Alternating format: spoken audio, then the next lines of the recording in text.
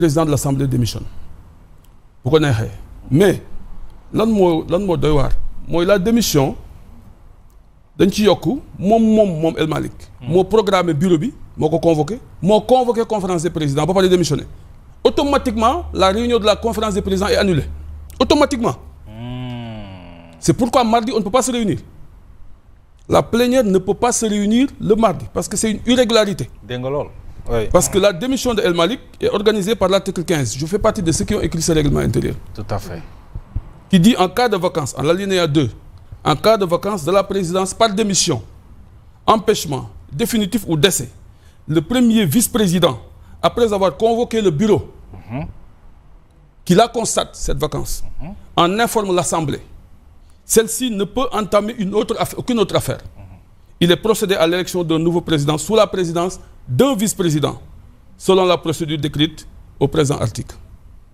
Donc si El Malick, le président de l'Assemblée nationale, vient, convoque le bureau, pour leur dire que je démissionne, foofu la war a yem. On constate la démission mu dem mënatu sa bokk ci réunion boobu. On convoque une autre réunion du bureau sous la présidence du vice-président qui constate cela et qui fait constater ça au bureau et qui convoque la conférence des présidents. Et cette convocation de la conférence des présidents boobu moo valable. Et cette conférence des présidents lu mu décide foofu mën nañu ko appliquer. Mais bii non seulement c'est un jour de fête, c'est irrégulier parce qu'on a convoqué ñi nekk ci membre am na ñoo xamante ne man le non inscrit qui devait nous représenter à la conférence des présidents n'est pas venu parce que nekkul Dakar. Ah oui. Diggante 15h ak 16h ñu ni convoqué nañ ci bureau bi convoqué nañ ci conférence des présidents convoqué nañu assemblée nationale en plénière. Donc pour mu clair que la réunion de mardi n'était pas possible, la séance du mardi, parce que c'est teinté d'irrégularité et de vice de procédure. Dès l'instant que El Malick a démissionné en réunion de bureau, la réunion s'arrête. Il part. Il n'est plus membre du bureau, il n'est plus membre de la conférence des présidents, il devient député simple. Et quand le vice-président, le premier vice-président, constate cela, continue la réunion, on arrête la réunion et on convoque une nouvelle réunion de la conférence des présidents qui devra statuer sur la convocation de la plénière. Donc, c'est irrégulier la conférence des présidents et la réunion plénière de la plénière qui est convoquée le mardi est irrégulière. Et par conséquent, mardi, dans les normes, il ne peut pas y avoir de réunion. Maintenant, il a démissionné. Oui. Il nous faut un nouveau président de l'Assemblée. Et là, c'est organisé par l'article 15 qui parle de l'élection d'un nouveau président de l'Assemblée nationale. Mais daal pour mu leer Mahamad Sénégalais yëpp ñu ngi may seetaan ñu déglu loolu. Que conférence de président mënul woon réunion tey parce que c'est El Malick qui l'a convoqué. Et dès l'instant qu'il est démissionnaire, il ne peut plus convoquer. duñu fa décider parce que ki ko convoqué war ko convoquer. Donc mënul convoquer conférence de président boobu mënul convoquer la plénière de mardi. Je suis formel. li ku bëgg na nga dem nga lire règlement intérieur Assemblée nationale à l'article 15. Et nga ñëw encore à l'article 22. C'est l'article 22 qui parle des compétences et des prérogatives de la conférence des présidents. Oui. Ñu ni la conférence des présidents comprend le président de l'Assemblée qui n'existe pas aujourd'hui dès l'instant qu'il a démissionné. Donc conférence des présidents amul. Les vice-présidents de l'Assemblée nationale, les présidents de commission, les présidents de groupes parlementaires et représentants. La conférence des présidents établit l'ordre, fixe le calendrier et peut décider de l'organisation des débats. Quand même. Alors, donc, dès l'instant que moom bokkatul parce que démissionné na. waaw kon mënatul nekk conférence des présidents. mënu ko convoquer te mënu fa nekk. te il faut un président pour être à la conférence des présidents. Donc, vice de procédure là. Tout est irrégulier dans ce qu'ils ont fait aujourd'hui et par conséquent, mardi, rien ne peut se faire. Si on est dans un état de droit, si on était dans un état où la loi est au-dessus de tout le monde, li may wax ni waxuma ko contre ma Samba, waxuma ko contre ma Demba, waxuma ko pour ma Samba, waxuma ko. Je le fais pour mon pays. L'histoire est en train de s'écrire. L'histoire du pays. Ce qu'on est en train de vivre là va rentrer dans l'histoire. Maintenant moment boobu nag ñun fa lañ toll dañuy wax li ñu xalaat. muy dëgg ci ñun te mu nekk loo xamante ni bu ekkee am na ku ko weddi na génn wax ko. La conférence de président ne peut pas se réunir. Alors irrégularité yi nga fi lim yëpp mardi bu ñu ñëwee def forcing ne dañuy tenir. Mais amuñu ci droit. Le conseil constitutionnel est obligé de réagir. Ah donc c'est le conseil constitutionnel qui doit réagir. Oui mais non mais nous on le saisit. Oui. Ça, il faut qu'on saisisse le conseil. Très bien. Mais non man dama jàpp mën nañ juum parce que droit parlementaire comme li wax c'est dafa sew mën nga bañ a xam.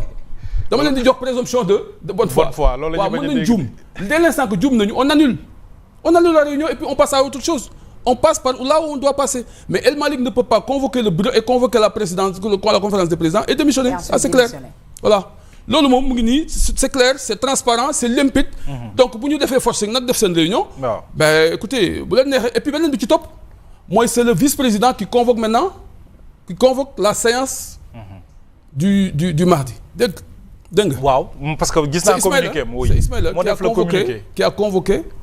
La plénière de mardi pour parler de l'intégration d'un député qui a bon peut-être bu ñuy wax ni ay démission ak yooyu nañ ci ñëwaat mu ni pour intégrer Ousmane Sonko et procéder à l'élection d'un nouveau président mais xam nga lan la règlement bi intérieur bi wax même l'intégration ça n'est pas possible ah oui parce que c'est dit clair c'est dit à l'article 15 aucune autre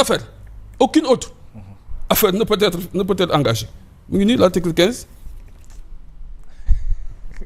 mu ni en cas de vacance de la présidence par démission par empêchement définitif ou décès le premier vice-président après avoir convoqué le bureau qui la constate en informe l'Assemblée celle-ci ne peut entamer aucune autre affaire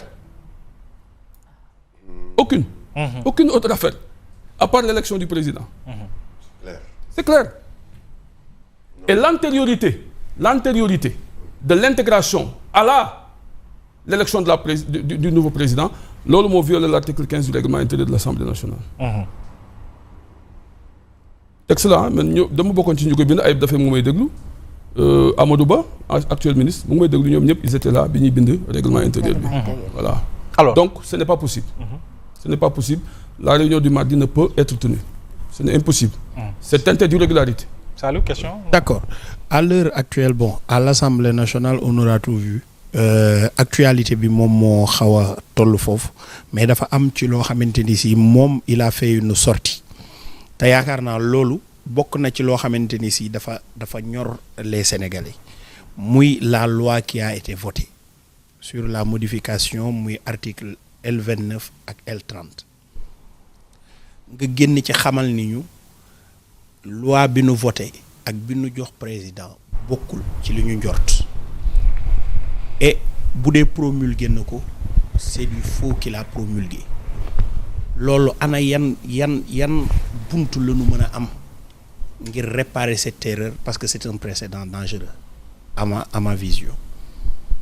waaw loolu wax naa ko keroog bi may def sama conférence de presse bi malheureusement on n'a pas pu saisir le conseil constitutionnel et dégg naa sëñ Abdou li mu ci wax Abdou Nguer dégg naa li mu ci wax yëpp et qui est vrai parce que waroon nañ mën a saisir le conseil constitutionnel parce que loi bi au-delà dafa bëri ay manquements d'abord le contenu de la loi ça pose problème